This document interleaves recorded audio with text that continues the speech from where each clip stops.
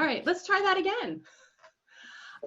So here, hopefully you can see my screen. This is what I was saying before I unmuted was this is going to be the fastest paced introduction to Jamboard I think I've ever done, but we are gonna see how quickly we can get you guys up and going doing Jamboard. So my name is Elisa Wern. I am an assistive technology specialist and occupational therapist. I work in a school system full-time in Florida, and was happy that Mike asked me to kind of come share with you guys. This is the link to the slides down here, and this is my email address. It will also be on other slides, and it's in the collaborative Google Doc as well. So let's jump in. We're going to talk very briefly about what Jamboard is, give you some examples to start thinking through in your head, how could I use this? We might get to some playing and learning time. If not, the Play Jamboard will stay open for you guys to go to kind of play around with, and hopefully have a little bit of time for questions. So what is Jamboard? Jamboard allows you to work in real time. So you can write and draw, you can search Google and put images in, you could sketch something and have it automatically know what your sketch is. You can have up to 50 people in a Jamboard at a time, okay? Anywhere that you have internet, you can access a Jamboard. Doesn't matter what device you're on, as long as you have internet, right? And I think the biggest thing that has been helpful for us is the ability to collaborate, especially in this distance learning time we're in, being able to have, whether it's myself and a coworker or myself and a student that we're providing teletherapy for, be in the same document and be interactive, okay? I will drop it in the chat box in a second, okay? So when would we use Jamboard? All right, so the biggest thing to know about Jamboard is that we want to make sure that we're thinking about the activity, right? We don't want to just use a tool because it's the cool tool to use. We want to use it when we're looking for interactivity. We want to use it when we want to collaborate with somebody, when we want to have multiple types of devices being used at once, right? Maybe you need a HIPAA compliant setup for yourself as a therapist. So I have a link down there on the bottom for info for your IT folks, your technology folks. If they have questions about how could we make sure that this is a HIPAA compliant platform, there's a document that you sign with Google that makes your Google software HIPAA compliant. And if you just love the interactive whiteboard piece of things and you want to utilize that, that's also a good place and a good reason to kind of jump in to use Jamboard. All right, so where do we find it? All right, it's not an installed software. All right, that's kind of nice because we know sometimes it's very difficult to get things installed, right? It's not an installed software. It's already a built-in part of Google. If you go to your tic-tac-toe or your waffle board, whatever you call this 9-dot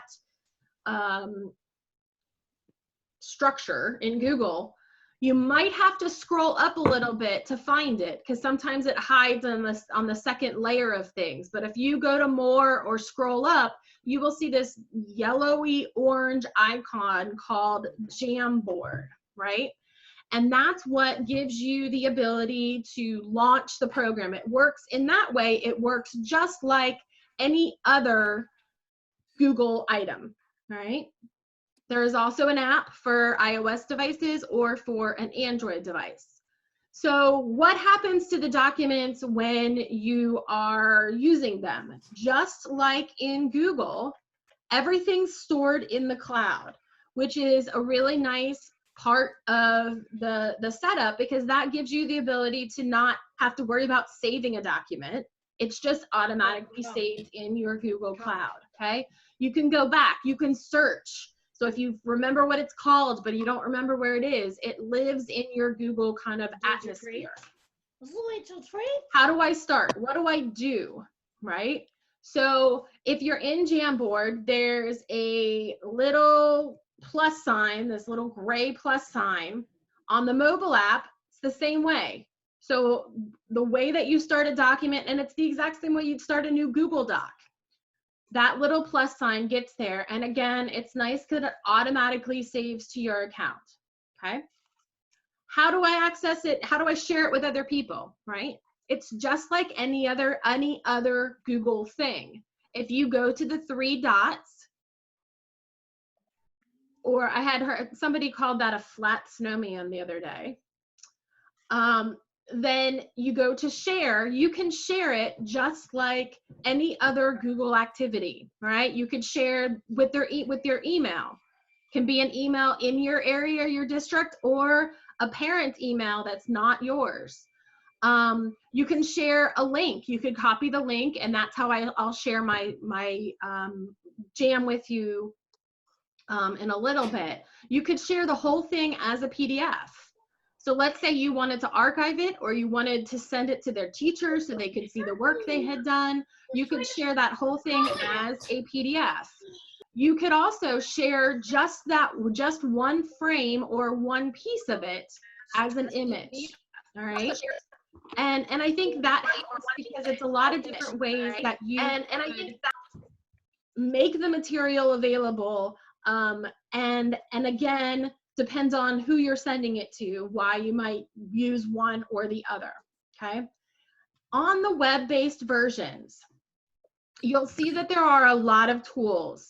I like these slides because it gives you the ability to kind of go back and figure out, okay, where does this tool and what can I use it to do, okay? You can change the background on the web-based version. You can add all kinds of information with pens. So there's a regular pen, there's a highlighter, there's a thicker kind of felt pen, and then there's like a paintbrush version, okay? And then you can pick a different color, couple different colors. White is a color, it's just kind of hard to see in this, right? You can then erase if you've made a mistake. You can move items around once they've been placed there. This is what a sticky note or a Google Post-it note looks like. You can add different colors to it as a background. You can add an image, right? So you could say, all right, well, I want to drop in an image in and have them write about it. You could utilize that to do this, right? You can also add an image just from Google Image Search or from your Google Drive, or if you have your photos backed up, you could do it from there as well, right? So in terms of options on an iOS device, whether that's an iPhone or an iPad, there are a couple things you can do on a device, iOS or Android, that you can't do if you were on a desktop computer. So the way that I've gotten around that in therapy is that I have used the device to set it up, and then I've used my computer during teletherapy. So on the device, the few things that are different are some of these assistive drawing tools, okay? So there is a handwriting to text, which is really helpful if you're working on some handwriting with a student. Okay. It basically allows you to go in and say, all right, I want to see if the computer can guess based on how you're writing, right? So then it's the computer correcting them and not you, which I think helps. All right. So then on auto shapes, you can do the same thing. Let's say you draw a circle, but you don't draw a great circle. It auto corrects it to be a good circle. And the auto draw has you have the ability to draw a figure. Let's say they start drawing a flower, and it will make suggestions on the bottom, okay? You can add more tools, like add things from Drive, and I'm going to show you an example of that. You can add things from a camera on your device, and there's a whole set of stickers you can add as well, like adding in some extra emphasis for things for students, and there is a laser pointer. I do have students use a stylus if they're using an iPad and we're still working on a good grasp. Some of my older students, I just go ahead and have them use their finger, but younger students, I encourage the parents to use a stylus with them to work on writing. Sometimes the writing we're working on, you know, we're just wanting to do some quick letter formation, and I care more about the formation of those strokes than their grasp at that time, but I do have students for which I will have them use a stylus for sure. On the Android, looks a lot like what you see on an iOS device. Gives you the ability to do those assistive drawing tools, which I think is the biggest difference between a device-based version and an computer-based version. So again, those 3 dots, you know, in Google gets you to lots of different places. So you can use those 3 dots to rename the document you're working on, download the whole thing as a PDF, or to delete it, okay? Once you've kind of started working on them, you can sort and organize them in all the ways that Google things can now allow you to organize, by when you last used it, by the name, with a little preview like you see now, or just in a list. And again, at the bottom of the screen, you'll see that plus that will take you to being able to make a new one, okay? On the top of the interface, you'll see this little bar that will allow you to move between pages. You have to click this little down arrow, and it's gonna let you move between this, kind of like in a page sorter view, okay? You can also see that there's this plus in the middle of the pages that would allow you to click and add a page in the middle. Let's say I wanted another page between pages 1 and 2, you could add it there, okay? You can also click and drag page 2. Let's say you wanted it to be behind page 3. You can do that by expanding the frame bar, okay? In terms of inserting material, the biggest difference is that on a device, you can insert what they call drive content. On the web-based version, you can only insert images from your drive. But on an Android or an iOS version, you can actually insert a PDF document that has multiple pages and drag the page out that you want. And I believe there's an example of that in a minute. On the app-based versions, you can search for a specific activity. So I'm doing a live Google search in this picture where I've searched and I asked for rainbow coloring. These are not pictures that are on my device. These are not pictures that are on my Google Drive. These are pictures that are out in the internet. It gives me examples of things that I could pull. I just have to tap and it appears on the screen and I can make it bigger or smaller. It's all images that are within Google Drive, okay? So I'm gonna show you a couple examples. Irene, I'm gonna come back around to your question about fillable documents, so hang tight to that, okay? Couple of examples. So this is an example of a Jamboard overview in Jamboard. And I don't know why it's not linked there, it should be, but I will get the link fixed so that you can go explore it. This is a Jamboard that Beth Poss made to talk about the differences in Jamboard. So it navigates you through the tools, kind of like I did with slides, but in a little slightly different way. So this is an example of sentence writing. So this is a student for which we were building sentences prior to all of the COVID switch in school. We had to come up with a different way to do it. So the therapist and I wrote the things that needed to be in their activity, and the students just pull down the correct sticky note to make their sentence. And then for the older student in this group, their job was to write the sentence. For the younger student in this group, their job was to go to the next page and start making a sentence on their own because they weren't at the place where they were writing them with paper pencil yet, okay? I also have handwriting supports in a Jamboard. So I'm calling this MatMan-like. So if you're an OT and you've done MatMan, this was a way we came up with to do virtual MatMan. So you can move all of these pieces. They are all movable. You can also duplicate pieces, so you can make more of them if you needed another piece to add. Then I have a Jamboard screen that has just the pieces to make letters. So these would be to make uppercase or lowercase letters. You can resize these, you could move them. I could make a screen that's for lowercase letters and a screen that's for uppercase letters. But another adaptation for what we would do in person with somebody, we can do over Jamboard. This is an idea and a document for 20 ideas of things you could do. This one might actually, no, it's not linked. So a crossword puzzle, right? So you could do a crossword puzzle and have them fill it in with the drawing tool, right? And I'll link the ideas Jamboard to this. So you could do a check-ins jam. So for a class group or your small group as a therapist, you could have them put their name on a sticky note and drag to, hey, how you doing? Are you good? Are you bad? Are you okay? Do you need something? And there are a couple of other examples of the check-ins in that. You could do this for student responses. I have a teacher that's using this whole class for their class distance learning. Every student in her class was already assigned a number. It's how they turned in things. And we perpetuated that same setup in them coming and using their numbered, I keep wanting to call them Post-it notes, but they're not Post-it notes because that's trademarked. They're sticky notes to be able to put the answer on, and you can put multiple pages if you're getting multiple responses, okay? So in terms of things that you could do on those Jamboards, those are a couple examples. I want to take you out live, hopefully.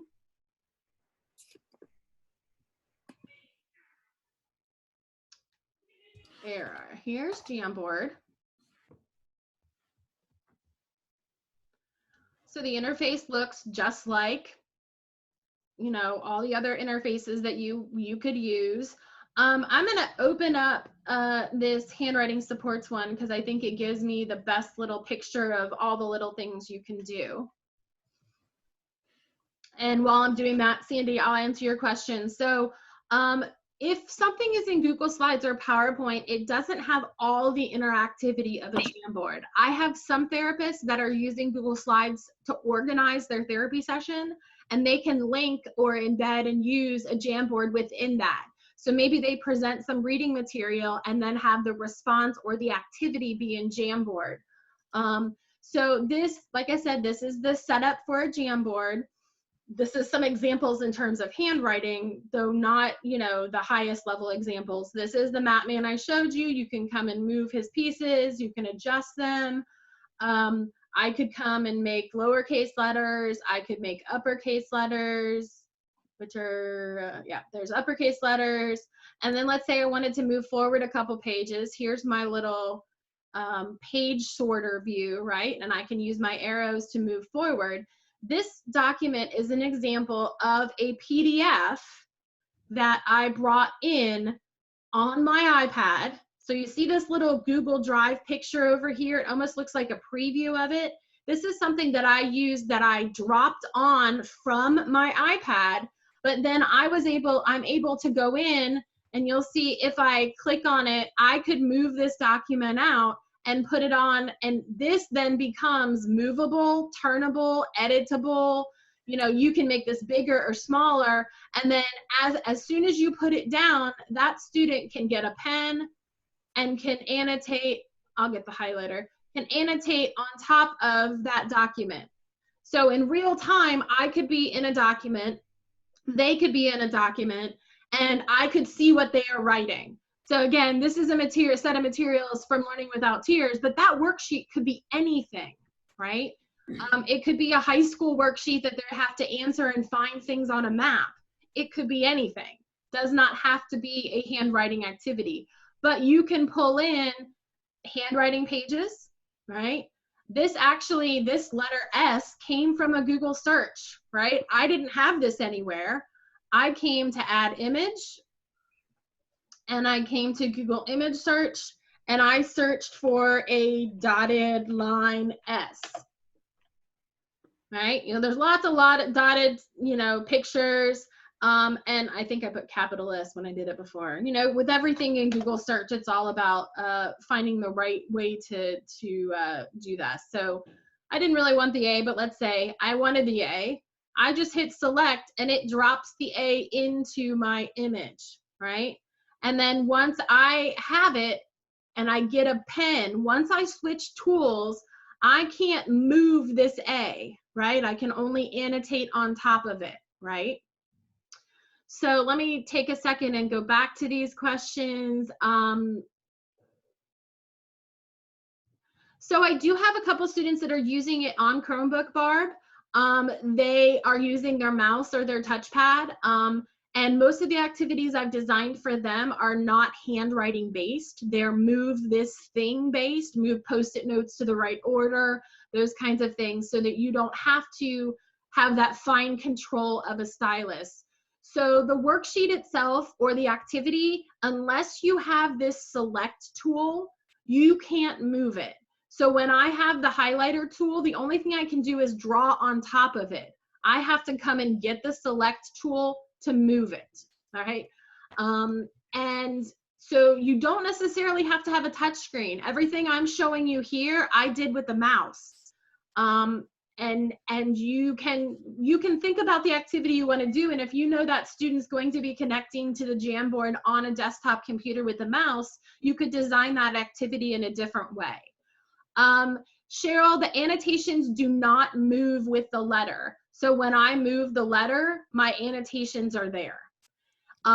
So I could take a screenshot of this and have their picture of their annotations on top of it. I could just come to my 3 dots and save this one frame as an image. And by doing that, have it so that I've saved the picture, but they don't move. You can't add audio yet, Irene, but they are working on it. That's part of their next set of feature releases. So in terms of other things, when you're looking at the desktop feature, I do like this laser pointer because you can come and grab and bring their attention to an activity just by kind of circling, and then you see how it just very quickly disappears. You just have to kind of, you use it to highlight and say, hey, pay attention right here. I want you to look at this. And it gives them the ability to like just zero in on the activity you're wanting them to do. And again, you could change the background. If you wanted that A to really pop out so that that was what they were looking at, you could do that. You could change the background to be, there's writing papers in here. There's a grid paper in here. I have a kid who is obsessed with the dot game, you know, where you like draw lines to try to make a box, right? So I actually made a bigger version for him of dot paper that we can use as a background, and that's his reward. That stays on the frame in the very beginning, and for every activity he does, he gets to go back and replay the dot game for a minute.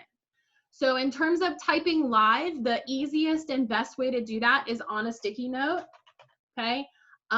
So you can go in and then you can resize it. In terms of just typing text right on the frame, not yet. They keep telling me soon. So you can make it as small as this in terms of the size of the sticky note. You could also make it as large as probably the whole screen in terms of words. So sometimes I'll put the activities that we're doing on the very top of the screen and give them a quick way. Be great if you could make the PDF as the background so the student couldn't move it. Yes, you know, and there's, to me and everything, there's a balance of, is Jamboard the right tool for everything? Absolutely not. But I do think that in terms of some of the ways that you can utilize it, it does some things that Slides doesn't do. So I do have therapists, like I said, and I have one student for which I'm doing teletherapy where I have a Google Slides presentation of the therapy session. And at some point I link into a Jamboard so we can come and do the interactive portion. And so in terms of, let me just show you one other Jamboard that I hope is in here. Nope.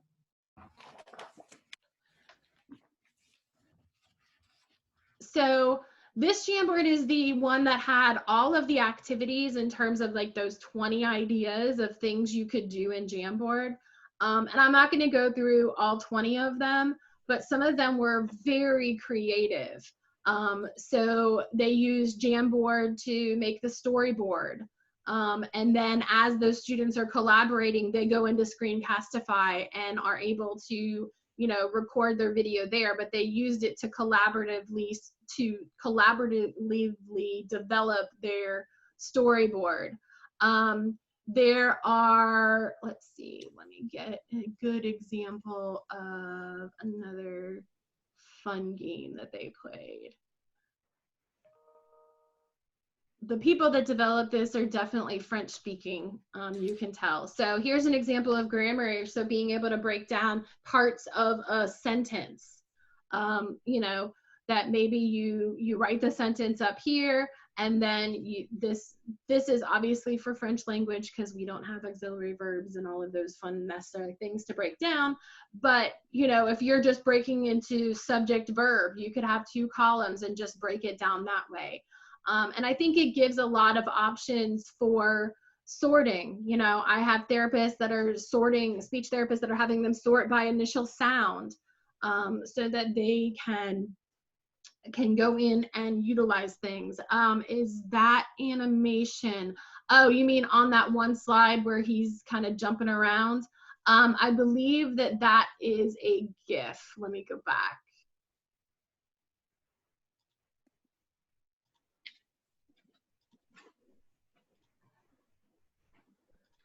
This one is the one you're talking about?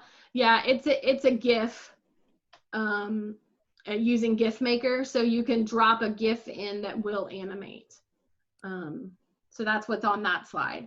Let me jump back into these slides and just show you a couple of other things. And then I know that there will probably be questions, so I want to give a couple of minutes for that.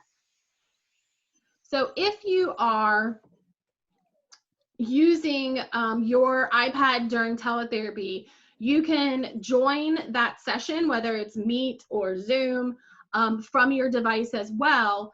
And you know, if you're joining Meet, this is kind of what it looks like. You can set everything up before your student ever comes into teletherapy. And the same is true for your Android device. So once you have the app on your device, I could join from my phone and present and join the session for me to be able to use the interactive features of my, my app. So we don't really have time to jump in and play, but I did want to show you at the very end of the slideshow, there are three different YouTube videos that I've embedded that are far deeper tutorials in terms of ideas and resources, and how to get started. And then I, at the end, left some slides I've used in other presentations about how to prepare materials to use in Jamboard or in slides. So in terms of ways that you could get content ready, if you already have it as a, you know, a PDF or an image and you want to take a screenshot, if you need to scan it, or if you have a multi-page document, there's a couple of resources of slides that I left there for you guys to use. I knew I wouldn't get there in terms of being able to share today. Yes, this presentation is going to be available for as long as Google exists. You can access it through that link, and I will make sure that that the slides get linked that for some reason didn't show up linked, and that anything that I said I would mention and put in the session, that I put in the session notes. So what questions do you have? I feel like that was the quickest Jamboard overview I have ever done.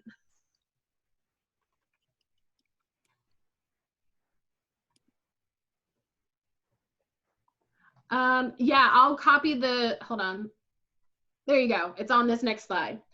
So my email address is there if you have any questions. The bit.ly, the short link is just intro jam and then nhat20 at the end. And again, feel free to add any questions. Yes, for the most part, it seems like most other districts I've worked with, Jamboard is on by default. I think they actually have to go in and turn it off. So I would check, you know, does it show up in your tic-tac-toe board? And if not, do reach out to your IT folks. Yes, Irene, feel free to share the Google Slides, and they'll have access to anything that's in the presentation. Feel free to share that with anybody.